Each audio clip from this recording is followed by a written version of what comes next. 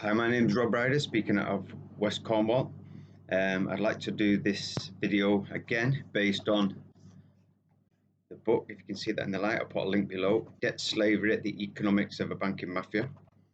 So I've been doing a few videos regarding this book, and the idea of the book was to simplify the whole monetary system, because the economics of a banking mafia are so complicated, nobody can get their head around it. And this is what they want. So what happens, people go way too much into the details of the fraud and what people are involved in, that they miss the actual simplicity of the picture.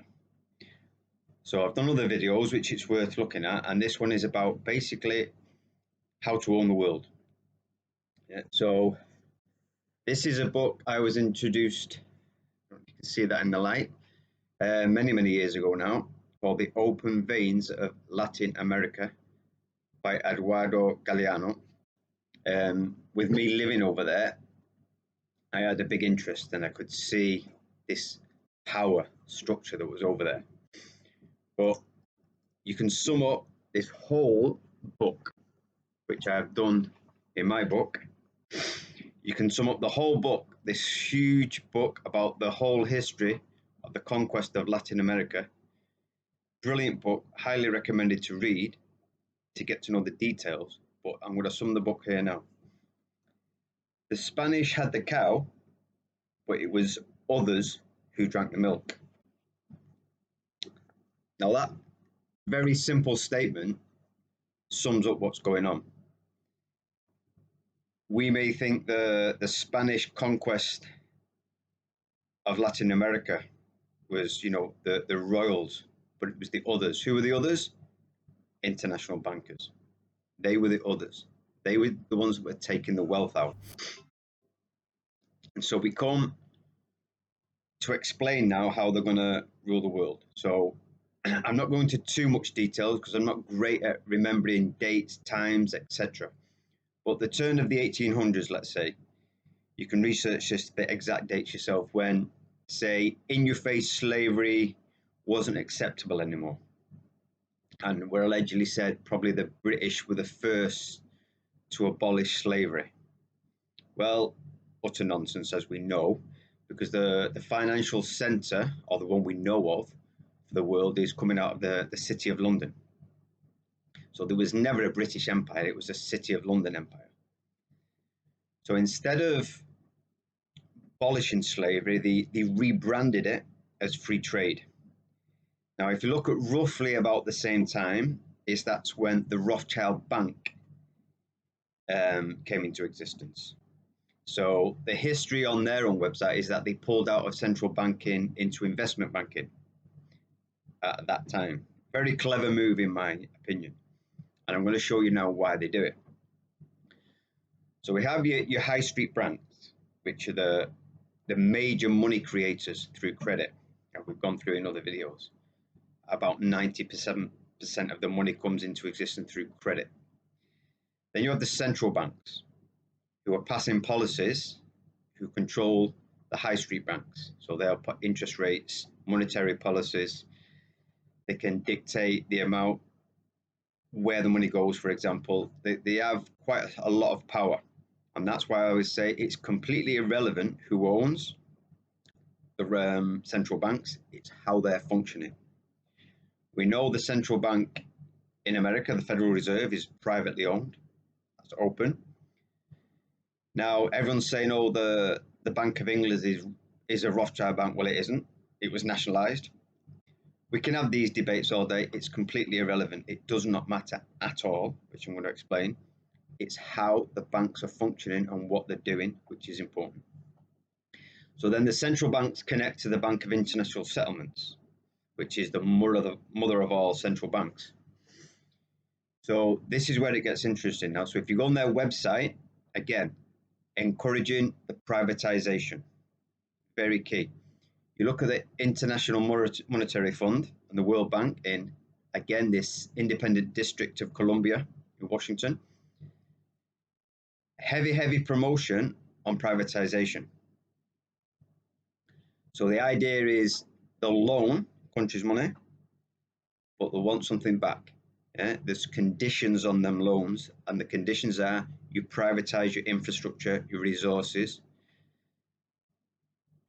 And so how this system works, when they created free trade agreements, and allowed foreign companies to go into another country and function, it gave a legal way to own the world, to rule the world. Instead of going around with bloody conquests and a war machine now, you just legally go in.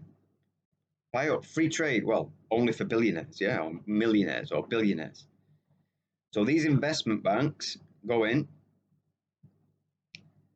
and buy up land, buy up resources, etc. So before that, you would have done that with a military or a war machine. It's exactly the same thing. Yeah? Free trade is another form of conquest for these international bankers.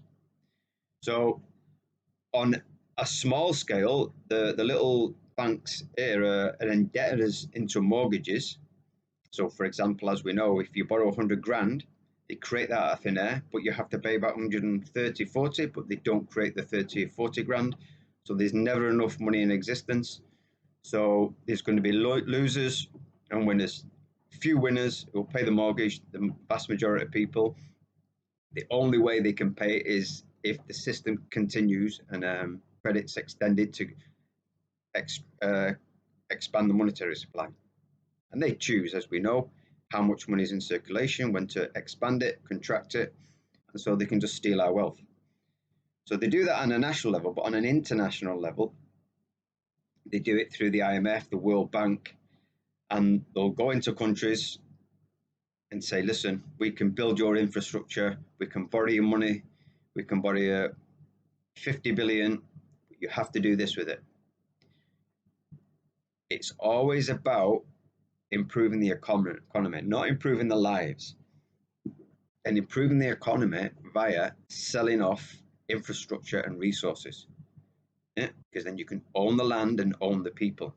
And that's how they do it. I just want to do a little bit.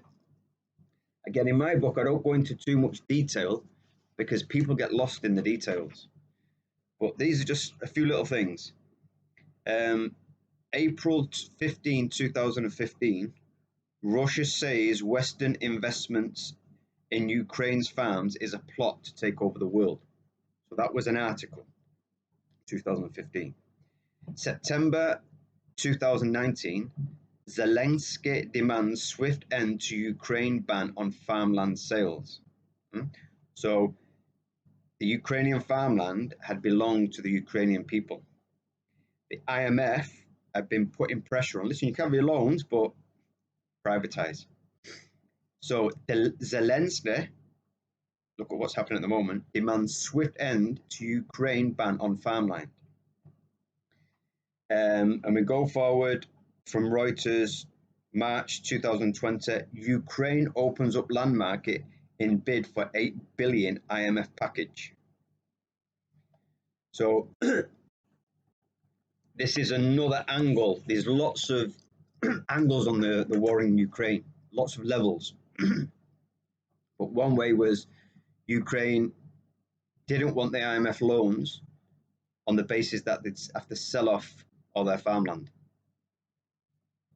But with Zelensky coming in, with more pressures being put on, they took the loans. You get the loan, there's the conditions, you sell off your farmland. And people like Vanguard, Cargill, BlackRock, etc. have gone in and just pillaged the country. This is how you own the world. You get countries into an unpayable debt, put conditions on it, and you just buy up the world, all legally.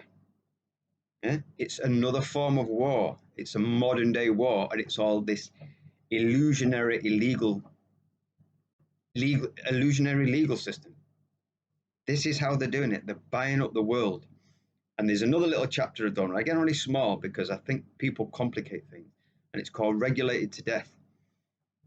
And they're just event rules and regulations. And if you can't comply, you'll go out of business or you'll lose your asset. And the companies that can comply, that have the money to comply and want to comply, they'll buy everything up. This is what the green agenda is about. And we have to, again in the book, the green agenda is a banking agenda out of the mouths of the international bankers. So how do you buy up everything on a national basis? You get the banks dictated to by the central banks to dictate monetary policy.